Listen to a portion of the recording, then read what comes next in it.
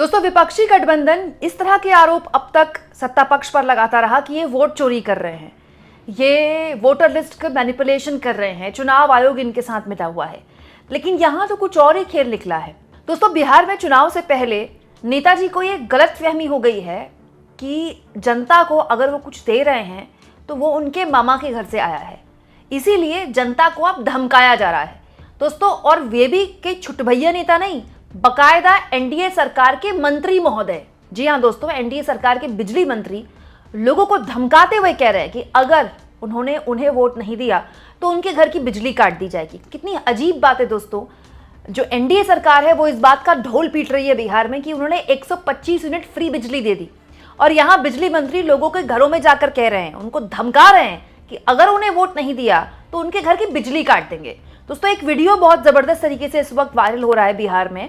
इस वीडियो में जेडीयू कोटे के मंत्री हैं ये, और इस वक्त जेडीयू ने इनको दोबारा प्रत्याशी भी बनाया है, सरकार में मंत्री हैं एनडीए सरकार में, और इनका नाम बकायदा बता देती हूँ आपको, विजेंद्र प्रसाद यादव। इनका एक वीडियो सोशल मीडिया में बहुत ज़बरदस्त तरीके से वायरल हो रहा है। दोस्तों, इस वीडियो में विजेंद्र प्रसाद यादव जो हैं क्षेत्र की जनता से कह रहे हैं कि जो वोट नहीं देगा उसकी बिजली कटेगी। हुआ क्या दोस्तों कि नेताजी को दोबारा प्रत्याशी बनाया जेडीयू ने, तो नेताजी गए जनता के बीच हाथ जोड़कर वोट वगैरह मांगने के लिए। खैर, हाथ तो आजकल नेताजी जोड़ते भी नहीं है, अपने काफिले के साथ दंदनाते हुए निकल जाते हैं, लेकिन नेताजी लोगों के बीच गए थे जनसंपर्क के लिए। लेकिन इस बीच जो लोग थे उन्होंने नेताजी का विरोध कर दिया, बिजली मंत्री का विरोध कर दिया। आप बताइए, लोगों की इतनी हैसियत कि वो मंत्री जी का विरोध करें। लोगों ने मंत्री जी से कहना शुरू कर दिया कि देखिए, यहाँ सड़क नहीं है, अगर आप सड़क नहीं बनाएंगे तो वोट नहीं देंगे आपको। बताइए, लोगों में बड़ी हिम्मत है कि वो लोग मंत्री जी के मुंह पर कह रहे हैं आपको वोट नहीं देंगे। पब्लिक ने मंत्री जी से कहा कि अगर आपने सड़क नहीं बनाई तो आपको वोट नहीं देंगे, जिसके जवाब में मंत्री ने कहा वोट नहीं दोगे तो बिजली नहीं देंगे। अब बताइए दोस्तों, जेडीयू कोटे के जो मंत्री हैं, एनडीए सरकार के जो मंत्री हैं, जिनके लिए मोदी जी शरीक है, तमाम एनडीए के नेता वोट मांग रहे हैं, मैं ये जानना चाहती हूँ कि क्या ये जो बिजली है जो नहीं देने की धमकी दे रहे हैं, इनके मामा के घर से आई है क्या? ये अपने घर में पैदा करते हैं क्या बिजली? सरकारी कोटे या इनके सरकारी कोटे की बिजली है जो ये इस घर में या फिर इस परिवार में या फिर इस गांव में सप्लाई करते हैं? दोस्तों, कितनी शर्म की बात है कि बिजली मंत्री बन गए नेताजी, लेकिन इनके इलाके में सड़क तक नहीं है। ग्रामीणों का आरोप है दोस्तों कि गांव में सड़क नहीं बनी, और इसके लिए ग्रामीणों ने कई बार आवेदन दिया है, कई बार बोला मंत्री जी से, कई बार आवेदन दिया, सरकारी दफ्तरों के चक्कर काटे कि कम से कम आप सड़क बना दीजिए, उसके बावजूद भी नहीं बनी। और अब जब नेताजी आए वोट मांगने के लिए और नेताजी से पब्लिक ने कहा कि अगर सड़क नहीं बनी तो वोट नहीं देंगे, तो नेताजी धमका रहे हैं। दोस्तों, मंत्री विजेंद्र यादव ने बकायदा धमकी देते हुए कह तो दिया कि अगर आप हमको वोट नहीं देंगे तो आपकी बिजली काट देंगे, लेकिन पब्लिक तब भी चुप नहीं हुई। पब्लिक ने साफ तौर पर यहां उनका विरोध किया और उनके बहिष्कार का ऐलान कर दिया गया है। ये स्थिति आप देख लीजिए, ये एनडीए कोटे के मंत्रियों की हो रही है। अब यहां पर अगर आपको ये लग रहा है दोस्तों कि एनडीए कोटे के मंत्रियों का ये हाल है, तो नहीं, ये तो मंत्री महोदय हैं जिनका पब्लिक बहिष्कार कर रही है और पब्लिक को ये धमका रहे हैं।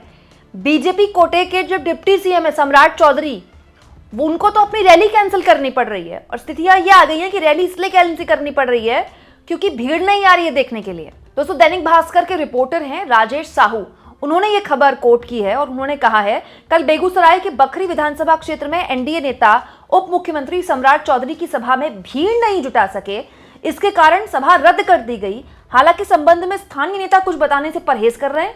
उनका कहना है तकनीकी कारणों से सभा स्थगित हो गई। उप मुख्यमंत्री सम्राट चौधरी शाम 4 बजे बखरी विधानसभा क्षेत्र के चक हमीद हाई स्कूल के मैदान में जनसभा को संबोधित करने वाले थे। इसके लिए प्रशासनिक तैयारियां कर ली गई थी। 2 बजे से प्रचार प्रसार भी किया जा रहा था। बताया जा रहा है कि एलजेपी के प्रत्याशी संजय पासवान के बाहरी रहने के कारण कार्यकर्ताओं का व्यापक समर्थन नहीं मिला। डिप्टी सीएम की रैली में भीड़ नहीं जुटा पा रहे हैं संगठन के लोग। आप सोचिए दोस्तों, ये वो सम्राट चौधरी है जिनको अमित शाह ने बोला है कि आप इनको जिता दीजिए, हम इनको बड़ा आदमी बनाएंगे। मतलब सम्राट चौधरी डिप्टी सीएम है, अमित शाह कहते हैं कि उनको बड़ा आदमी बनाएंगे, तो इसका मतलब उनको सीएम बनाना चाहते हैं, जो कि बना सकते हैं अमित शाह। तो अमित शाह जिनको सीएम बनाना चाहते हैं, जिनके लिए वोट मांगते हुए अमित शाह कह रहे हैं कि उनको बड़ा आदमी बनाएंगे, वो इतने भी बड़े आदमी नहीं है कि भीड़ जुटा लें, उनके नाम पर भीड़ आ जाए।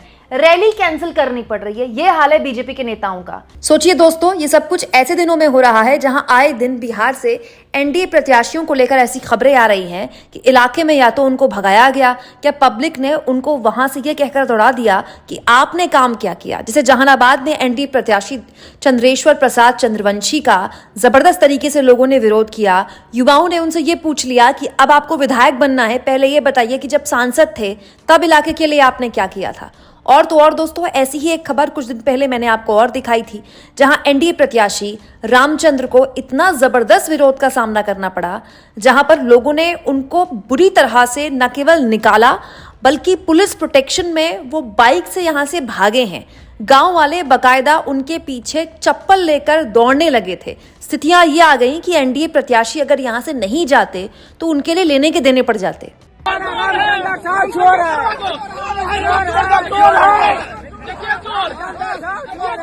मतलब आप सोचिए दोस्तों, कहीं डिप्टी सीएम को सुनने के लिए भीड़ नहीं आ रही है, रैली को कैंसिल करना पड़ रहा है ऐन वक्त में, और दूसरी ओर एनडीए सरकार के मंत्री लोगों को धमका रहे हैं क्योंकि लोग उनसे कह रहे हैं कि आपने सड़क नहीं बनाई, इसीलिए हम आपको वोट नहीं देंगे। तो विपक्ष के नेता तो खामखा अब तक वोट चोरी के आरोप लगा रहे थे, यहाँ तो अलग ही लेवल की चोरी हो रही है। और ये जो मानसिकता है ना कि अगर हमको वोट नहीं देंगे तुम्हारी बिजली काट देंगे, हमको वोट नहीं दिया तो तुम्हारा राशन बंद कर देंगे, दोस्तों हमको वोट नहीं दिया तो फलाना कर देंगे और ढिमकाना कर देंगे, जो सोच है ना हमारे नेताओं की, ये सामंती सोच है।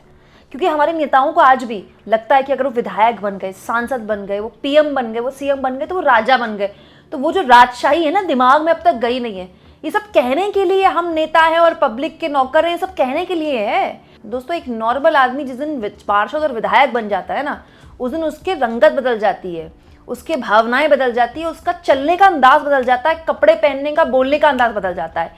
क्यों? क्योंकि वो रसूख जुड़ जाता है उसके साथ। वो रसूख अकेला नहीं होता, उसमें राजनीतिक रसूख होता है, उसमें अकूत संपत्ति होती है, उसमें अनाप शनाप पावर होती है। आप सरकार के भाई मंत्री हैं, डिप्टी सीएम है, इससे बड़ी पावर आपके पास क्या होगी। दोस्तों, आपको पावर पैसा दे सकती है, आपको पावर, कई लोग आपके सामने सल्यूट कर सकते हैं उस पावर की वजह से, लेकिन वो पावर आपको इतनी पावर भी नहीं देती कि आप भीड़ जुटा लें, आप रैली कर लें। ये है आपकी पावर, और ये पावर है आपकी कि आप जनता के आगे अपने काम पर वोट नहीं मांग सकते, आपको धमकाना पड़ता है जनता के आगे।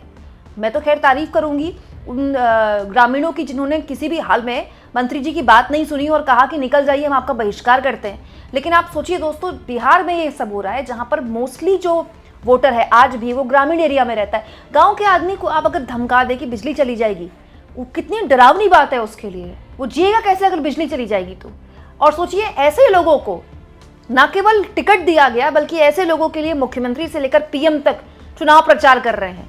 इसीलिए आप देखिए पूरे के पूरे चुनाव में भावनात्मक मुद्दों पर चुनाव लड़े जाते हैं। मेरी माँ का अपमान कर दिया, मेरा अपमान कर दिया, फलाने का अपमान कर दिया, ढिमकाने का अपमान कर दिया, क्योंकि इन नेताओं को पता है ना, जिस दिन मुद्दे पर चुनाव हो गया, बिजली पर चुनाव हो गया, सड़क पर चुनाव हो गया, शिक्षा पर चुनाव हो गया, रोजगार पर चुनाव हो गया, पलायन पर चुनाव हो जाएगा, इनके लेने के देने पड़ जाएंगे। आदमी का पलायन छोड़िए, पार्टियों को पलायन करना पड़ जाएगा राज्यों से। आप इस मुद्दे पर क्या सोचते हैं दोस्तों? कमेंट बॉक्स में जरूर लिखें, और जितना हो सके चैनल को शेयर भी करें और सब्सक्राइब भी।